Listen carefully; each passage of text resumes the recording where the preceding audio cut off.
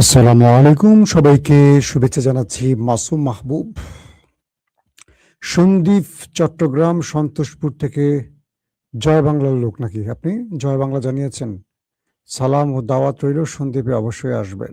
জি, আল্লাহ বাঁচিয়ে রাখলে আসবো। কেমন জায়গা সন্দ্বীপ, একটু জানাবেন। দর্শক, আজকে বেশ কিছু গুরুত্বপূর্ণ খবর আপনাদের দিতে চাই সবাইকে। আপনারা আসছেন মোটামুটি লাইনে। শাওন কুড়িগ্রাম থেকে দেখছেন, পাবনা রূপপুর থেকে দেখছেন এক ভাই, জাভেদ ফ্রম সুইজারল্যান্ড, ময়মনসিংহ থেকে আশরাফুল, সিঙ্গাপুর থেকে দেখছেন এক ভাই।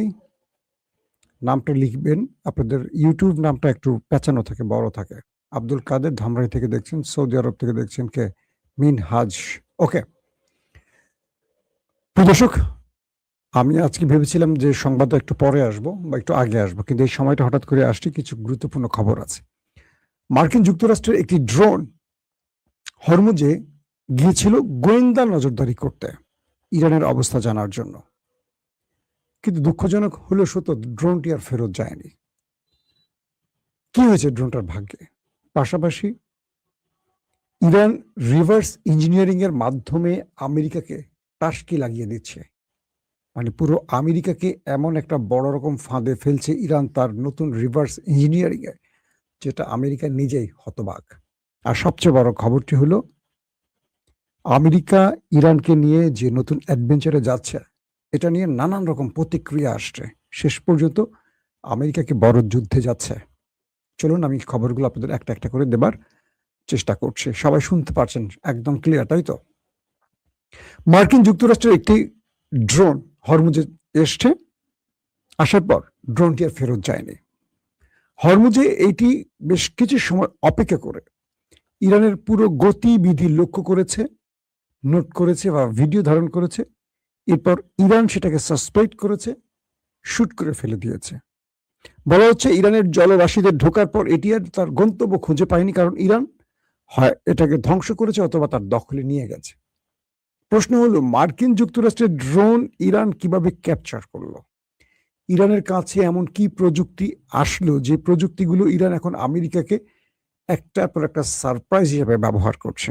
আপনারা জানেন যে এর আগে মার্কিন যুক্তরাষ্ট্রের একটি ভয়ঙ্কর রিফুয়েলিং ট্যাঙ্কার, এক একটা বিমানের দাম প্রায় 100 বিলিয়নের কাছে, সেই রিফুয়েলিং ট্যাঙ্কার যেগুলো আকাশে ভাসমান অবস্থায় যুদ্ধ বিমানকে তেল সাপ্লাই দিয়ে থাকে, একটি নয়, একসাথে 4 থেকে 5টি রিফুয়েলিং ট্যাঙ্কার ইরান ধ্বংস করেছে। এবং এটি আমেরিকার জন্য অনেক বড় ধাক্কা ছিল। আমেরিকা বুঝতে পারেনি যে এরকম রিফুয়েলিং ট্যাঙ্কার ইরান ধ্বংস করতে পারে। এরপর মার্কিন, কি বলবো, তাদের সামরিক বাহিনী নড়ে চড়ে উঠেছে যে ইরানের কাছে এমন কিছু আছে যেটা ইরান প্রকাশ করেনি বা আমাদের কাছে তথ্য ছিল না, যার মাধ্যমে ইরান আমাদেরকে এখন এভাবে ঘায়েল করছে। মার্কিন যুক্তরাষ্ট্রের যে সেন্টকম, সেখান থেকে বলা হয়েছে যে, সেটা সেন্ট্রাল কমান্ডার আমরা বলি, সেখান থেকে কিছু নোট আসছে। তারা বলছে ইরানের বিরুদ্ধে হরমুজে লড়াই চালাবার জন্য আমেরিকার প্রায় 100 যুদ্ধ বিমান আসছে, কয়েক ডজন ওয়ারশিপ আসছে, পাশাপাশি 15,000 সেনা লড়াই করবে এই অঞ্চলে। আমেরিকা বলছে মূলত হরমুজে আটকা পড়া যেসব জাহাজ দীর্ঘদিন এখানে পড়ে আছে, তাদের তীব্র খাদ্য সংকট সৃষ্টি হয়েছে। তারা খুব মানবেতর জীবনযাপন করছে। মূলত এই জাহাজগুলোকে এখান থেকে মুক্তি দিয়ে ফিরিয়ে নেয়ার জন্য আমেরিকা কাজ করছে। আমেরিকার এই কথাটা খুব সুন্দর, শুনতে ভালো লাগছে। মানবিক একটি কাজ ইরানের বিরুদ্ধে আমেরিকা করছে। অর্থাৎ ইরানের ভয়ে যেসব জাহাজ দীর্ঘদিন ধরে হরমুজের একটা পাশে আটকা পড়ে আছে, সেই জাহাজের নাবিকরা, ক্রুরা দীর্ঘদিন সাগরে পড়ে থাকায় খাদ্য সংকট সৃষ্টি হয়েছে। পরিবার থেকে তারা বিচ্যুত রয়েছে, তারা শারীরিক মানসিকভাবে অসুস্থ হয়ে পড়ছে। এদেরকে মুক্ত করতে মূলত 15,000 মার্কিন সেনা এই মুহূর্তে অপেক্ষা করছে ইরানের সাথে লড়াই করতে।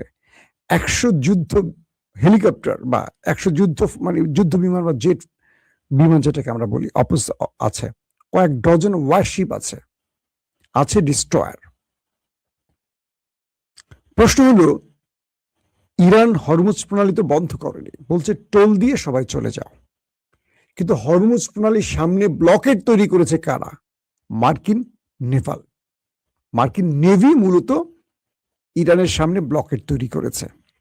ইরান বলছে যে তোমরা যারা আসছো আমাকে টোল দিয়ে চলে যাও, কারণ পৃথিবীর সব দেশে টোল সিস্টেম আছে, একমাত্র ইরান এতদিন ধরে টোল নেয়নি। ইরান বলছে যে আমরা যে টোল নেইনি এত বছর ধরে, এজন্য কি তোমরা কৃতজ্ঞতা জানিয়েছ? ইরান যখন তোমাদেরকে বলছে আমাদের পণ্য নাও, তখন তোমরা আমেরিকার নির্দেশ ফলো করছো। ইরান যখন একটা জেট বিমান তৈরিতে কোনো একটি তাদের কি বলবো একটা মেশিনের দরকার হয়, ইউরোপ তোমরা কি আমাদের একটা মেশিন দাও? দাও না। তোমরা ইরানকে আমেরিকার সুরে তুচ্ছ তাচ্ছিল্য করেছ। ইরানকে তোমরা এমন ভাবে ট্রিট করেছো যেন ইরানের মানুষ কোনো মানুষই না, সভ্য মানুষই না। তাই তো করেছো তোমরা এতদিন। আজকে তোমাদের মানবিকতা উপচে পড়ছে ইরানের জন্য। 40-50 বছর কি তোমাদের কোনো মানবিক অবস্থান ছিল? ফিলিস্তিনে যে মানুষগুলোকে মারা হলো, তাদের জন্য তোমরা কে কে কথা বলেছ? লক্ষ লক্ষ মানুষকে যে মারলো ওই কসাই, তোমরা কি তাদের পক্ষে দাঁড়িয়েছ? নাকি তোমরা আমেরিকা ইসরায়েলের পক্ষে দাঁড়িয়েছ? তোমরা অস্ত্র পাঠিয়েছ, তাদেরকে রসদ দিয়েছ, কিন্তু গাজার জন্য কি করেছ? আজকে তোমাদের মনে পড়ছে তোমরা মানবিক, মানে আমাদের মানবিক হওয়া উচিত তোমাদের সাথে। তো আমেরিকা এই মুহূর্তে ইরানের বিরুদ্ধে হরমুজে একটা বড় যুদ্ধের প্রস্তুতি নিয়ে আসছে, এবং এই যুদ্ধে আমেরিকা তার সব রকম প্রস্তুতি নিয়ে নেমেছে। এখন হরমুজে যে বিগ ম্যাচটা হবে, সেটা একদম সংক্ষেপে একটা বাক্যে বুঝিয়ে বলি।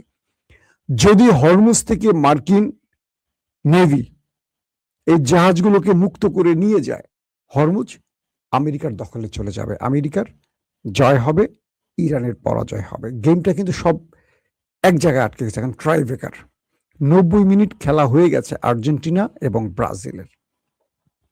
এখন চলছে ট্রাইব্রেকার। যে গোলটা দেবে সেই দল জিতে যাবে। ওকে, তাহলে এখন মেসিও আছে, নেইমারও আছে, আরো ধরেন কারা কারা এখন এই মুহূর্তে সেরা খেলোয়াড়, তারা সবাই আছে।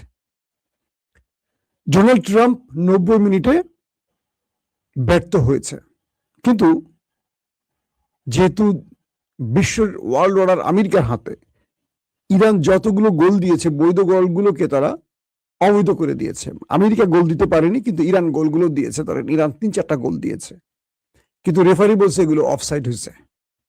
তো অফসাইড করে মোটামুটি খেলার ম্যাচে আমেরিকাকে বাঁচিয়ে রেখেছে ইরানকে অফসাইড গুলো দিয়ে, মানে অফসাইড, ইরানের গোলগুলোকে অফসাইড বলেছে। এখন ট্রাইব্রেকারে 5টা শুট হবে। এটা এখন হরমুজ প্রণালী। আমেরিকা ব্লকেট তৈরি করেছে, ইরান বিকল্প পথ তৈরি করেছে। এখন আমেরিকা দেখছে যে ব্লকেট দিয়ে ইরানকে কিচ্ছু করতে পারেনি। এখন তারা যুদ্ধ বিমান, ডিস্ট্রয়ার, ওয়ারশিপ, তারপর নেভি, তাদের এয়ারফোর্সের বিশাল বাহিনী নিয়ে আসছে, কমান্ডো নিয়ে আসছে, 15,000 যোদ্ধাকে তারা এখন নিয়ে আসছে এই অঞ্চলে ইরানের বিরুদ্ধে যুদ্ধ করতে। এখন যদি এই যুদ্ধে বা এই হরমুজের দখল আমেরিকার হাতে চলে যায়, ইরান এই লড়াইতে হেরে গেছে। আবার ইরানকে মেসির মতো ওয়েট করতে হবে 5 বছর পর। খেলায় তো 5 বছর, এখানে আর 5 বছর না। এখানে পরাজয় মানে পরাজয়। কালকের যে ঘটনা ঘটলো, ইরানের যে বিবৃতি, আমরা আপনাদেরকে 2 দফা খবর দিয়েছি ইরানের গণমাধ্যম প্রেস টিভির কিছু গণমাধ্যম থেকে। সেখানে বলা হয়েছে যে, এক ভাই প্রশ্ন করেছেন, আপনি বলেছেন যে মমতা 220টি আসন পাবে, কিন্তু 100টাই পায় নাই। আমি বলি নাই 220টি পাবে, আমি বলছি যে বুথ ফেরত জরিপের রেজাল্ট এটা। শুনবেন একটু মন দিয়ে, আমি তো গণক না, অন্তর্যামীও না। ভারতের প্রত্যেকটি গণমাধ্যম বুথ ফেরত যে জরিপগুলো, ভোটের পরে যে জরিপ দেয় বা ফলাফল দেয়, সেই রেজাল্টটা আমি আপনাদের বলেছি। ভারতীয় টেলিভিশন এটা বলেছে, আমি বলিনি। আমি তো ভারতে বসেও নেই। আমার কাজ সাংবাদিকতা করা, সেটা কি গণমাধ্যম বা সোর্সের সংবাদগুলো পেশ করা। আমি একবারও বলিনি মমতা দিদি জিতে গেছে। তো এরকম হয়, বাংলাদেশেও এরকম নির্বাচন অনেক কিছু হয়েছে। শেখ হাসিনা আওয়ামী লীগের আমলে অনেক কিছু আমরা দেখেছেন। তো আবার দেখা যাচ্ছে যে ফলাফল এখন বলা হচ্ছে যে নরেন্দ্র মোদী যে ইলেকশনটা করেছেন, এটা অনেকটা শেখ হাসিনা স্টাইলে হয়েছে। অনেক কারণ আছে, এটা নিয়ে আমি একটা আলাদা এপিসোড করবো, সেখানে ডিটেলটা বলবো, এখন এটা নিয়ে আর কথা বলতে চাই না। তো প্রেক্ষাপটটা তৈরি হয়েছে যে এখন আমেরিকা যদি এখান থেকে জাহাজগুলো বের করতে পারে, ইরান শেষ। আর ইরান যদি এখানে দম খিচে টিকে থাকতে পারে, আমেরিকা যদি ব্যর্থ হয়, তাহলে আমেরিকার এই খেলা এখানে শেষ। আমেরিকাকে আবার আলোচনা টেবিলে যেতে হবে অথবা অ্যাটাক করতে হবে। গতকালকে ইরানের কয়েকটি গণমাধ্যম দাবি করেছিল, আবার বলছি ইরানের কয়েকটি গণমাধ্যম দাবি করেছিল যে আরব আমিরাতের কয়েকটি ফুজাইরা থেকে শুরু করে কয়েকটি বন্দরে অ্যাটাক করেছে ইরান। কিন্তু আজকে ইরানের স্টেটমেন্ট একটু ভিন্ন হয়ে গেল। ইরান বলছে যে আমরা আরব আমিরাতে কোনো স্ট্রাইক চালাই নাই, তবে মার্কিন যে জাহাজগুলো তারা লোকেশন অফ করে দিয়ে রাডার বন্ধ করে লুকিয়ে হরমুজে ঢুকতে চেয়েছে, আমরা তাদেরকে অ্যাটাক করেছি, আমেরিকার উপর অ্যাটাক করেছি। এবং আমেরিকা যে দাবি করছে ইরানের 6টি ছোট বোট তারা ধ্বংস করেছে, ইরান বলছে যে এটা মিথ্যা কথা।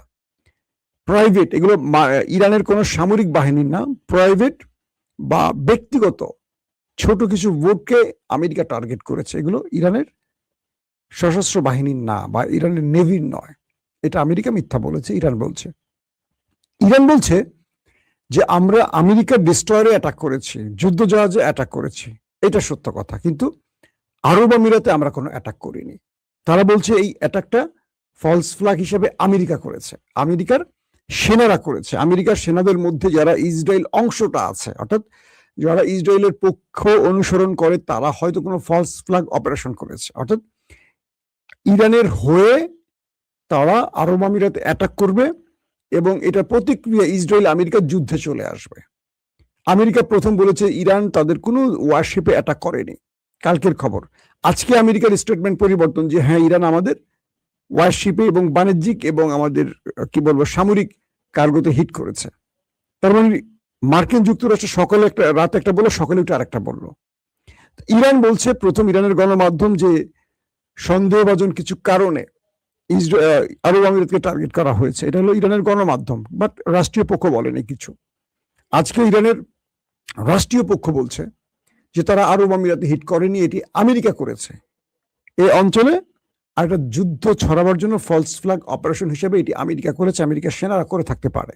ইরান ডাইরেক্ট এই দায়িত্ব অস্বীকার করেছে।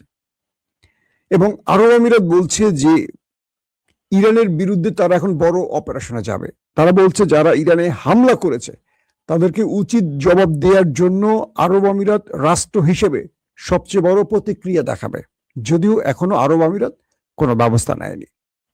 এই হলো যুদ্ধের আজকের এই মুহূর্তে পর্যন্ত আপডেট। একদিকে ইসরায়েল আমেরিকার বা ট্রাম্পের গ্রিন সিগন্যালের ওয়েট করছে যে তারা একটা যুদ্ধে ঢোকার চেষ্টা করছে। ইসরায়েল 24 ঘন্টা সময় দিয়েছে, 24 ঘন্টা পার হয়ে গেছে। ইসরায়েল বলছে 24 ঘন্টার মধ্যে ইসরায়েল আমেরিকা ইরানে আক্রমণ করবে। এখন পর্যন্ত কিন্তু ইসরায়েল আমেরিকা আক্রমণ প্রকাশ্যে এখন ইসরায়েল আমেরিকার আক্রমণটা হয়নি, বাট আমেরিকা সকল প্রস্তুতি নিচ্ছে। কিন্তু কেন যেন আবার আমেরিকা পিছিয়ে উঠছে।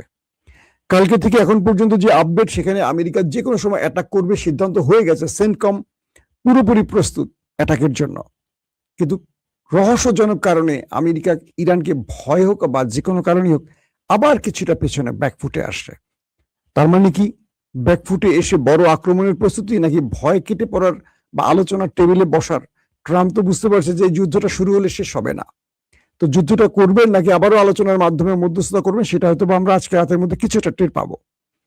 এর মধ্যে মার্কিন কিছু বিশেষজ্ঞরা বলছেন ইরান আরো বেশি ভয়ঙ্কর হচ্ছে আমেরিকার জন্য। কেন? ইরানের ইস্পাহানে আমেরিকা যে অভিযান চালাতে এসেছিল, প্রচুর যুদ্ধ বিমান, ড্রোন, অ্যাটাকিং হেলিকপ্টার, ব্ল্যাক হক যা নিয়ে আসছিল, তো এগুলো তো ইরানের আক্রমণে ধ্বংস হয়ে গেছে। তো অনেক আমেরিকানরা আবার এগুলো ফেলে পালাতে হয়েছে, কারণ ইরান যেভাবে চারদিক থেকে আক্রমণ করছে এরা ফেলে পালিয়ে গেছে। তখন তারা বোম্বিং করে এগুলো ধ্বংস করেছে। আমেরিকানরা নিজেদের বিমান টিমান ধ্বংস করেছিল। তো এগুলোকে ইরান নিজেরা রিভার্স ইঞ্জিনিয়ারিং এর মাধ্যমে তারা সেই কাজগুলোকে, মানে আমেরিকান অস্ত্রের আদলে নিজেরা নতুন অস্ত্র তৈরির কাজ শুরু করে দিয়েছে। এখন মার্কিন বিশেষজ্ঞরা বলছেন, সামরিক বিশেষজ্ঞরা বলছেন যে আমেরিকা যে মূল্যবান অস্ত্রগুলো বানায় এবং পৃথিবীর কাছে এরা বিক্রি করে, এই জিনিসগুলো ইরান যুদ্ধে সহজে পেয়ে গেছে। কারণ অনেক মিসাইল, প্রায় 9,500 মিসাইল আমেরিকার অবিস্ফোরিত ইরানে পড়েছে। ইরান এগুলোকে বিস্ফোরণের সুযোগ দেয়নি, ইন্টারসেপ্ট করেছে বা বিভিন্নভাবে এগুলো মাটিতে পড়ে বিস্ফোরণ হয়নি। ৯,৫০০ এই মিসাইল গুলোর উপর ইরান গবেষণা করছে, এগুলো ধ্বংস করেছে, কিন্তু ইরান এই মিসাইল গুলো এখন নিজেরা তৈরি করছে। আবার যে অ্যাটাকিং হেলিকপ্টার, যে যুদ্ধ বিমান, যে মিসাইল বা যেই আধুনিক ভয়ঙ্কর অস্ত্র নিয়ে ইস্পান অভিযানে এসেছিল মার্কিন যুক্তরাষ্ট্র, এগুলো রিভার্স ইঞ্জিনিয়ারিং শুরু করে দিয়েছে। ইতিমধ্যে ভিন্ন মাত্রার কিছু ড্রোন মোটামুটি তৈরি করে ফেলেছে, এবং আমেরিকার এই মিসাইল গুলোর ওয়ারহেড সক্ষমতা, এটা কি কি লোকেশন ফাঁকি দেওয়ার ক্ষমতা রাখে, সবগুলো বিষয়ে তারা রিভার্স ইঞ্জিনিয়ারিং এ বের করছে। ইরান এগুলোর জন্য এখন প্রতিরক্ষা ব্যবস্থা তৈরি করছে। তার মানে এই লড়াইতে আমেরিকা যা কিছু ব্যবহার করছে এর প্রত্যেকটি বিকল্প ইরান তৈরিতে মনোনিবেশ করছে এবং তৈরি করে ফেলছে। এটি হলো আমেরিকার জন্য সবচেয়ে বড় বিপদের সংকেত, কারণ এই রিভার্স ইঞ্জিনিয়ারিং এই মুহূর্তে পৃথিবীতে দুটো দেশ এগিয়ে আছে, একটা চীন, একটা হলো ইরান। এবং যেখানে ইরান ব্যর্থ হয় তখন চীনের সহযোগিতা নেওয়া হয়। দুই রাষ্ট্র মিলে এই কাজগুলোকে নতুন ভাবে তারা করে। অর্থাৎ আমেরিকার অস্ত্র ইরান বসে এখন ইরানি বানাচ্ছে, আবার আমেরিকার অস্ত্র কিভাবে ইন্টারসেপ্ট করতে হবে এটা ইরান নিজে শিখে ফেলছে, কারণ এই টেকনোলজি ইরানের হাতে চলে আসছে, চীন দিচ্ছে। তো এভাবে আমেরিকাকে বিভিন্নভাবে ফাঁদে ফেলে তার ড্রোন, তার যুদ্ধ বিমান, যেমন F-35 বা তার যে আরো যুদ্ধ বিমানগুলোকে ভূপাতিত করেছে 17, 18, এগুলো নিয়ে রিভার্স ইঞ্জিনিয়ারিং করছে ইরান। তো বলা হচ্ছে যে এখন ইরানের বাকের গালিবাফ এবং পররাষ্ট্রমন্ত্রী তারা বলছে আমেরিকা যে যুদ্ধের পথ বেছে নিতে চাচ্ছে এটা ভয়ঙ্কর। আমেরিকাকে শেষ দিন পর্যন্ত আলোচনার টেবিলে আসতে হবে। যদি যুদ্ধ চায় আমেরিকা, ইরানের যুদ্ধের জন্য প্রস্তুত, তবে এবার যুদ্ধটা অল্প সময়ের জন্য হবে না, এটা বড় মরণঘাতী হবে, ব্যাপক ধ্বংসলীলা চালাবে, এবং যে কোনোভাবেই হোক এটা পৃথিবীর জন্য ভয়ঙ্কর কোন অশনি সংকেত হয়ে আসবে। ইরান বলছে যদি ইরান ক্ষতিগ্রস্ত হয়, গালফ কান্ট্রিকে ইরান মানে বাঁচতে দেবে না, পুরো গালফকে ছাপা করে তারপরে তারা মরবে। এখন আমেরিকা আসলে কোনটা চায়, এই অঞ্চলের ধ্বংস নাকি যে কোনো ভাবে আলোচনার মাধ্যমে যুদ্ধ, একটা শান্তি আনা, যুদ্ধ বন্ধ করে? তো ইরান সেই দুটো অপশনে দিচ্ছে, যদি তুমি চাও যুদ্ধ এগিয়ে আসো, যদি তুমি শান্তি চাও তাহলে আমাদের শর্ত মেনে নাও। আল্লাহ হাফিজ।